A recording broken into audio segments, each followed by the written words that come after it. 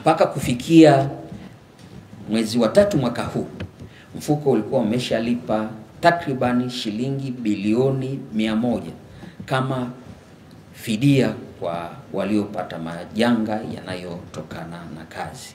Mpaka sasa mfuko una thamani ya shilingi bilioni 748 mpaka sasa. Na wakati Mheshimiwa Samia Suluhu Hassan anaingia madarakani, mfuko ulikuwa na thamani ya shilingi bilioni 445.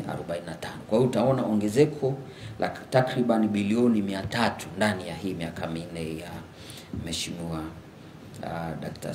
Samia Suluhu Hassan. Makusanyo jumla mpaka sasa yamefikia bilioni 991, na uwekezaji, nilisema jukumu letu moja hapo ni kuwekeza kile kinachobaki. Uwekezaji wetu ule tulioweka kwenye dhamana za serikali, kwenye mabenki, kwenye kiwanda chetu cha chai Mponde, jumla ni shilingi bilioni 480.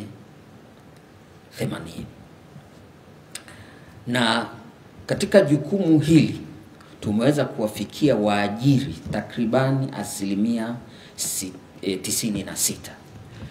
96% ya waajiri walioko kwenye database yetu tumeweza kuwafikia, na database yetu inatokana na mifumo ya serikali kusomana. Nimefikia mahali pa kuwaita WCF kuwa marafiki zangu wa kudumu, wanaonishika mkono kwenye safari ya maisha, kwa sababu wakati mwingine ile lump sum ambayo unapewa kwenye taasisi ambayo mlikuwa mnafanyia kazi inaweza kufikia mwisho, lakini hawa wameendelea kutembea na mimi katika nyakati ambazo sina fao lile ambalo ni lump sum au pengine limeelekea kwenye uwekezaji mwingine. Pata matatizo ya ajali kazini iliyopelekea masikio yangu kidogo yakapata mushkili kwa kiwango fulani. Kwa hiyo watu wa bima TANESCO pale wakanishauri kwamba inabidi tuwasiliane na watu wa WCF baada ya kuwa tumetoka katika hospitali ya Muhimbili ili niweze kupata fidia. Kwa hiyo nilipopatia pale sasa nikaingizwa katika payroll ya kuweza kulipwa kila mwezi. Yaani kulipwa fidia kwa maana kila mwezi.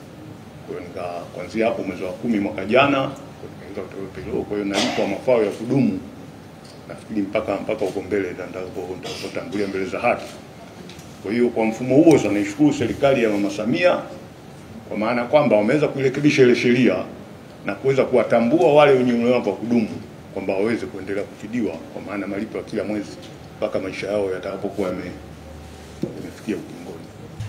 Sisi wahariri tunashukuru kwa kutupitisha na kuangazia sehemu ya mafanikio ambayo ninyi kama WCF mmeweza kueleza kwetu, nasi tuahidi ya kwamba tunakwenda kuyafanyia kazi na tuko pamoja. Lakini sisi tunasema kwa umuhimu wa kipekee, ninyi ni wadau wetu muhimu, basi pale ambapo panapostahili kushirikiana tushirikiane zaidi.